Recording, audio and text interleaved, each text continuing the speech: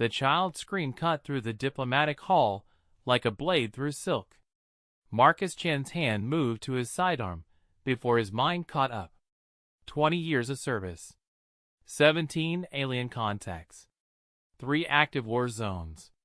None of it prepared him for the sound of genuine terror in a place meant to be the safest room in the galaxy.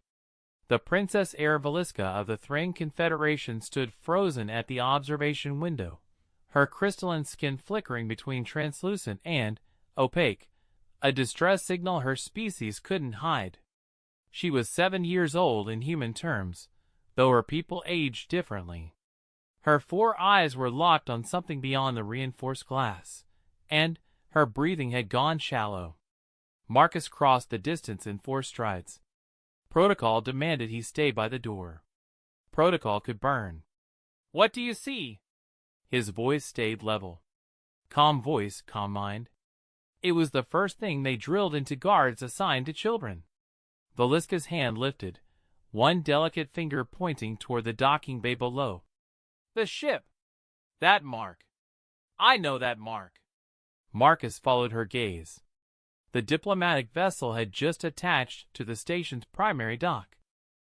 Standard Thrin design, elegant curves, bioluminescent panels, the works.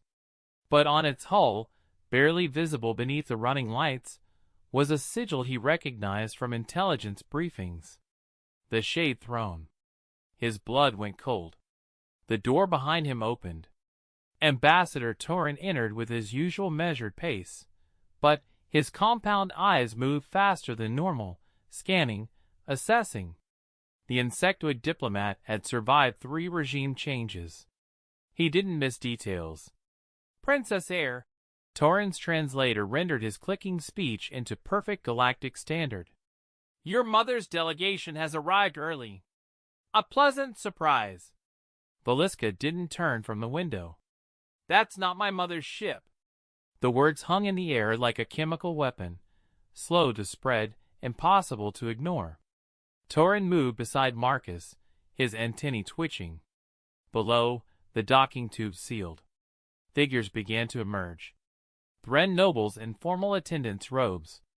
Guards in ceremonial armor.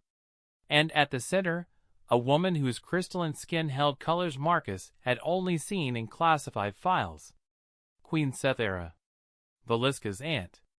Presumed dead for 6 years. "Impossible," Torin whispered. Marcus's combat computer, a neural implant every deep space guard carried, began running scenarios. None of them were good. Queen Sethera had died in the succession wars, or so the official records claimed. Her death had cleared the path for Veliska's mother to take the consolidated throne. If Sethera was alive, if she was here, then the entire diplomatic summit was compromised. Or it was the target. Veliska's hand found Marcus's sleeve. The touch was small, desperate. "She killed my cousins. I saw the recordings. Before the data was erased." Marcus felt Torin's eyes on him. The ambassador was calculating political ramifications. Marcus was calculating something simpler. How many exits this room had, how fast he could move with a child in his arms, and whether his sidearm would punch through Thrin ceremonial armor. Answer: 2 exits, 6 seconds, and no. "Ambassador," Marcus said quietly, "we need to move the Princess Air to the secure wing. We need to do nothing that suggests panic or impropriety." Torin's translator couldn't quite hide the stress harmonics in his native clicking. "If Queen Sethera believes she's been recognized prematurely, she may accelerate whatever plan she has. The Princess Air is safer where everyone can see her, where protocol protects her." "Protocol didn't protect my cousins," Veliska said. Marcus's combat computer flagged the observation. Children saw things adults trained themselves to ignore. They hadn't learned which truths were inconvenient yet. The door opened again. This time, it was Captain Reeves, Marcus's commanding officer. Human, former Navy, and currently looking like she'd swallowed glass. "Chen! Torin! We have a situation. She kept her voice low, but her hand rested on her weapon. Queen Sethera has invoked ancient right. She's demanding immediate audience with the Princess Heir. She claims blood recognition privilege. Denied, Torin said immediately. The Princess Heir is under Confederation protection during summit hours. Ancient right hasn't been invoked successfully in 4 generations. She brought documentation. Genetic seals. 3 witnesses from the old council. Reeves looked at Marcus, and her expression said what her words couldn't. This is above my pay grade, but someone's about to die, and I need you ready. Valiska's grip on Marcus's sleeve tightened. If I refuse to see her, she'll say I'm being held against my will. She'll say my mother's regime is illegitimate. She'll have cause for war. 7 years old, Marcus thought. And she understands galactic politics better than half the diplomats on this station. If you see her, Marcus said carefully, she may never let you leave that room. Then you have to come with me. Valiska turned to face him fully. All 4 eyes met his. Human guards are neutral. Everyone knows this. You have no stake in Thrin's succession. You can witness that I came willingly, that I'm unharmed, that protocol is maintained. Torin's antennae went still. In his species, that meant deep thought or deeper fear. The child makes a valid point, the ambassador said slowly. But Chen, if you enter that room, you'll be the only thing standing between 2 queens and a civil war. No backup. No reinforcements. No margin for error. Marcus looked at Valiska. At her 4 eyes holding terror and determination in equal measure. At her hand still clutching his sleeve like it was the only solid thing in a universe gone liquid and dangerous. He joined the guard to protect people. Not treaties. Not politics. People. When does she want this audience? Marcus asked. Now, Reeves said. They're waiting in the ceremonial atrium. Of course they were. The most public place on the station. Where hundreds of delegates could watch. Where every camera would record. Where blood spilled on ancient tiles would stain the Confederation's reputation for generations. Marcus knelt down to Valiska's level. I need you to promise me something. Whatever happens in that room, whatever is said, you don't leave my side. You don't go to her unless I say it's safe. Understood? Valiska nodded. Say it out loud, Marcus pressed. I need to hear you promise. I promise I'll stay with you, Valiska said. Her voice didn't shake. Marcus respected that. He stood, checked his sidearm, and looked at Reeves. Tell them we're coming. 5 minutes. I want security posted at every exit, non-lethal protocols active, and a medical team on standby. Chun, 5 minutes, Captain. Reeves held his gaze for a moment, then nodded and left. Torin moved closer. Human. If this goes wrong, the political ramifications will be catastrophic. If this goes wrong, Marcus said quietly, that child dies. I don't care about the politics. That's why. Torin said, his translator rendering something that might have been respect. You might be the only one who can save her. The walk to the ceremonial atrium took 4 minutes and 30 seconds. Each step felt like walking toward an event horizon, the point where physics broke down and nothing made sense anymore. The doors opened. Queen Sethera stood in the center of the atrium, surrounded by witnesses and guards.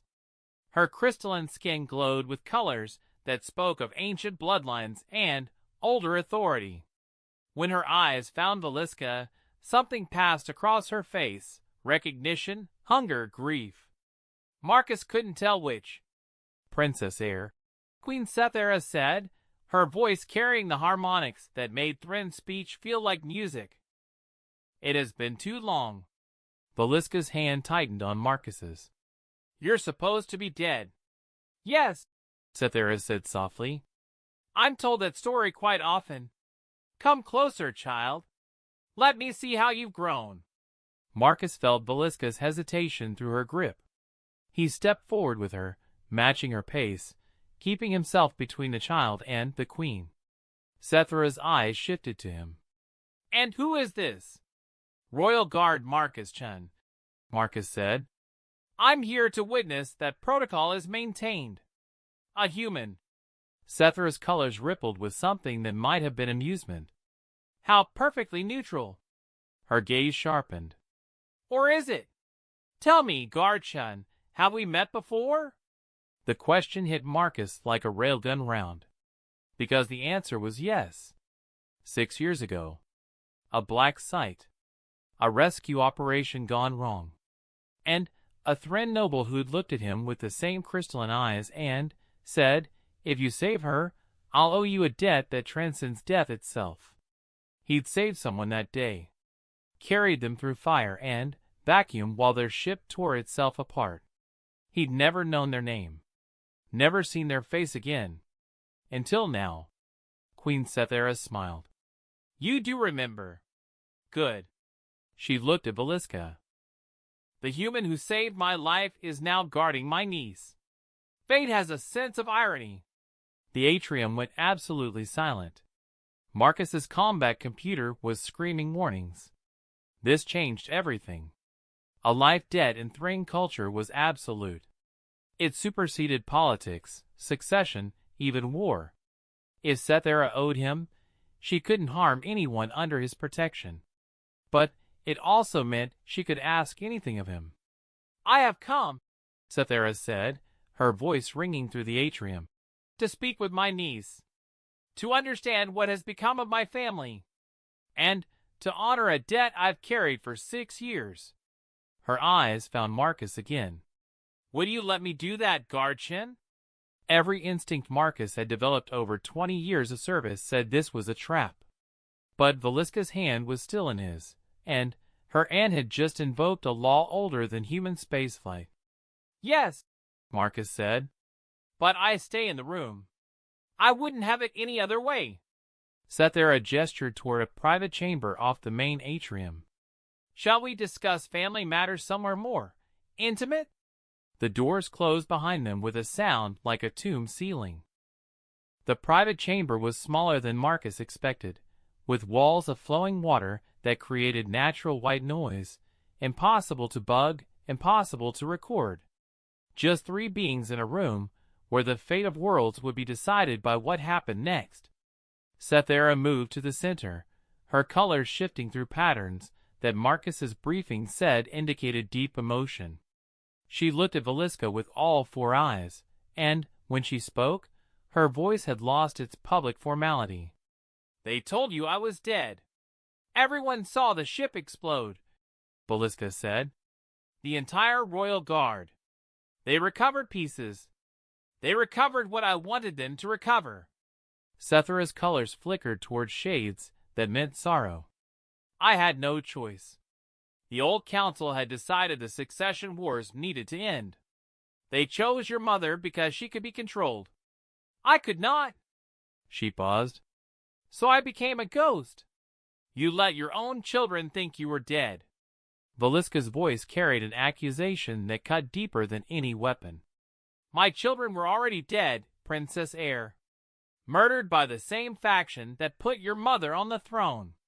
Sethera's colors went dark, almost black. I was forced to watch recordings of their execution. Part of my agreement to disappear. Marcus's combat computer flagged the emotional escalation. He'd seen this before, grief turning to rage, rage seeking targets. His hand stayed near his weapon, but didn't draw. Not yet. You're lying, Valiska said. My mother wouldn't. Your mother didn't order it, Sethera interrupted. But she allowed it. There's a difference. She moved closer, and Marcus shifted his stance slightly. Sethera noticed. Peace, Guard Chen. I'm not here to harm her. I'm here because the old council made a mistake 6 years ago. They thought they could control the succession by removing me. Instead, They created a power vacuum that's tearing the Confederation apart. The Confederation is stable, Beliska said, but her voice held doubt. The Confederation is holding its breath. Sethra's colors shifted to urgent reds. For colony worlds have stopped sending tribute. 2 frontier fleets haven't reported in months.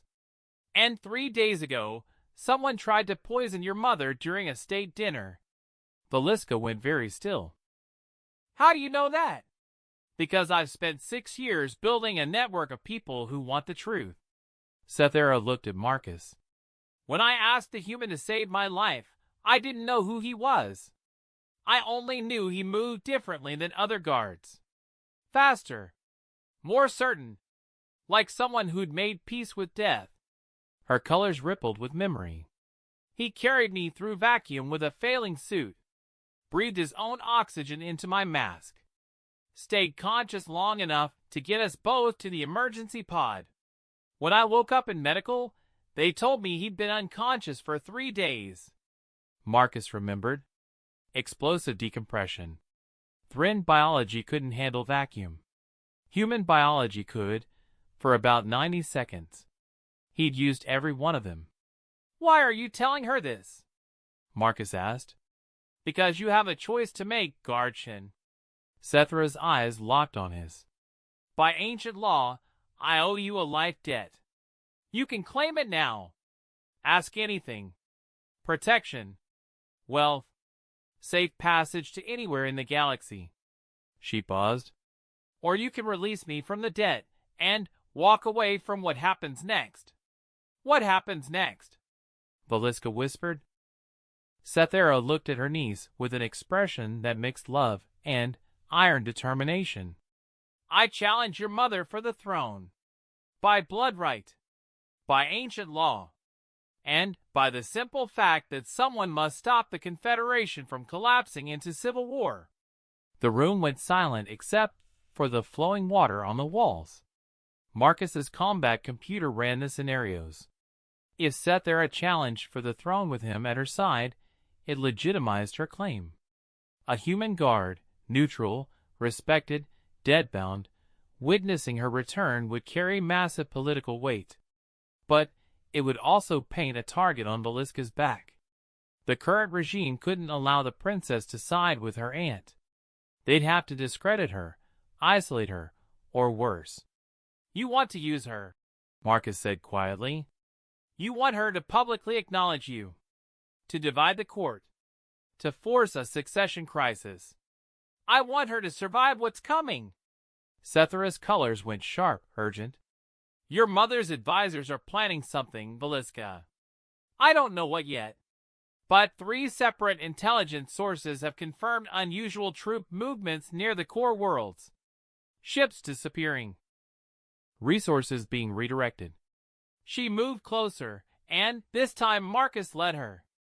If I challenge now, publicly, with witnesses, they can't make you disappear quietly. You become too valuable as a symbol. A symbol, Beliska repeated. Not a person. Not a niece. A symbol. A living symbol, Sethera said.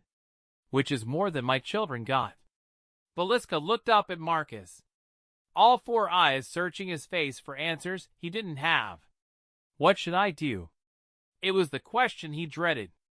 Because he was a guard, not a politician. His job was to protect, not to choose sides in succession wars. But standing in this room, with a child's life balanced against galactic politics, he realized there was no neutral ground left. Tell me the truth, Marcus said to Sethera. No politics. No strategy. If Beliska acknowledges you publicly, what happens to her mother? Sethera's colors flickered through a dozen shades before settling on brutal honesty. Trial. Exile, if she's lucky. Execution, if the old council decides she knew about the murders and said nothing. And if Beliska refuses you, then I challenge without her support. The Confederation fractures along factional lines. Colony worlds choose sides. Fleet captains declare for one queen or another. And somewhere in the chaos, someone decides that a 7-year-old princess heir is too dangerous to let live. Sethra's voice dropped. I've seen this pattern before, Guardian. I watched it consume my own children. I will not watch it consume her. Marcus looked at Valiska. At her 4 eyes still waiting for his answer. At her hand still gripping his sleeve like he was the only solid thing in a collapsing universe. Can you protect her? He asked Sethera. Not politics. Not strategy. Can you physically keep this child alive through what's coming? With your help? Yes. Sethera's colors shifted to absolute certainty. My network is vast. My loyal forces are waiting. And now I have something else. She gestured to Marcus. A human guard who saved my life once already. Who has no stake in Thrin politics except the child's safety. Who everyone knows cannot be bought or corrupted. Her colors brightened. Walk at her side, Guardian. Let the Confederation see that Princess Valiska chose her own path, protected by the same human who saved a queen from death. It becomes a story. Stories have power. Marcus's combat computer finished running scenarios. They all ended in blood. Some paths just chose whose blood got spilled. He knelt down to Valiska's level again. I need you to understand something. If you acknowledge your aunt, if you walk out of this room with her, your life changes forever. You become part of something dangerous. Something I can't protect you from completely. But you'll try? Valiska asked. I'll die trying, Marcus said simply. Valiska looked at her aunt, then back to Marcus. Her crystalline skin flickered through patterns he was starting to recognize. Fear, determination, the terrible clarity that came when all the safe choices disappeared. I'm already part of something dangerous, Valiska said quietly. I've been part of it since I was born. At least this way, I choose which side. Marcus stood, looked at Sethera.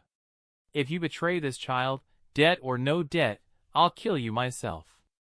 If I betray this child, Sethera said, I'll deserve it. The doors opened. The ceremonial atrium had filled with delegates while they'd been talking. Hundreds of representatives from dozens of species, all watching with the focused intensity of predators sensing blood in the water. Captain Reeves stood by the exit, her hand near her weapon. Ambassador Torin waited by the witness podium, his antennae rigid with stress. Sethera walked into the center of the atrium, Valiska at her side, Marcus one step behind. The positioning was deliberate, family in front, neutral protection behind. Every delegate would see it. Every camera would record it. I am Queen Sethera of the First Bloodline. Her voice rang through the space, translated into 40 languages simultaneously. I have returned to claim what was taken from me. I invoke ancient right. I challenge for the throne. She placed one hand on Valiska's shoulder. And I do so with the acknowledgement of my niece, Princess Heir Valiska, who has chosen to stand witness to the truth. The atrium erupted. Delegates shouting. Guards moving. Cameras swiveling. Through the chaos, Marcus saw Reese's face go pale. Torin's antennae were vibrating so fast they blurred. And, at the back of the atrium, a door opened. A new group entered. Thrin nobles in the colors of the current regime. Guards in active combat armor.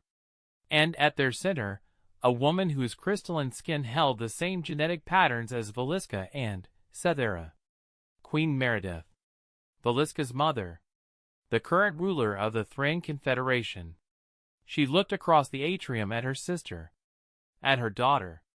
At the human guard standing between them, and the rest of the universe.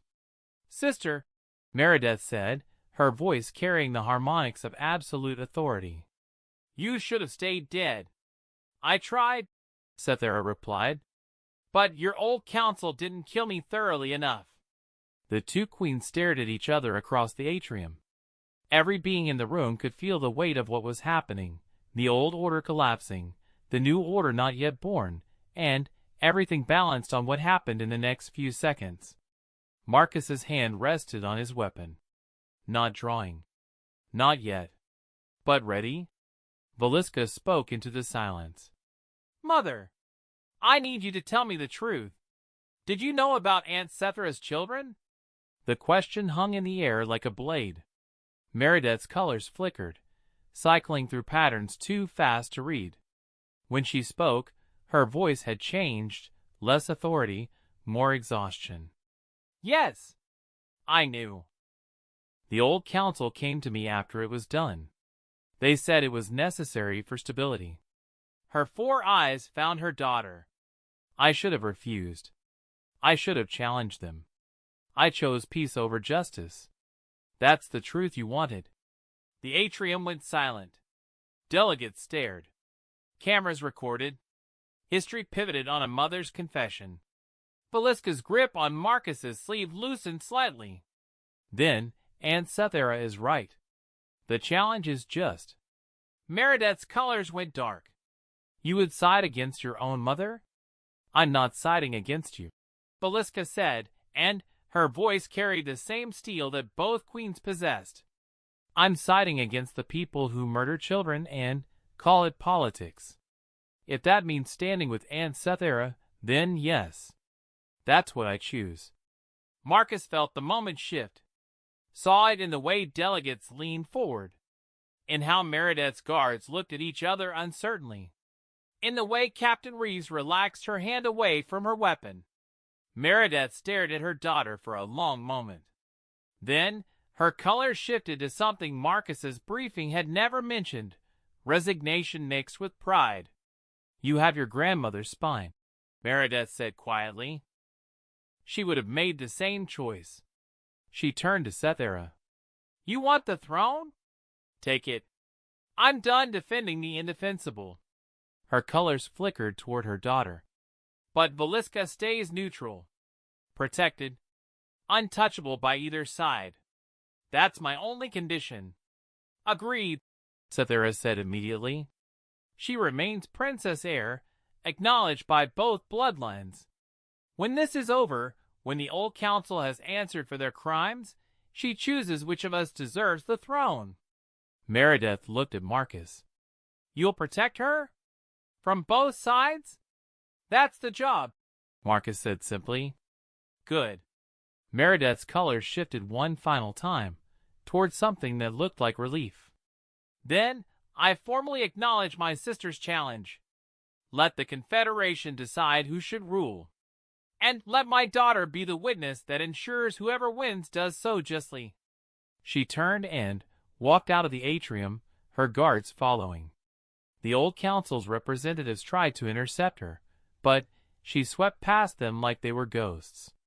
The delegates erupted again, this time with questions, demands, political maneuvering.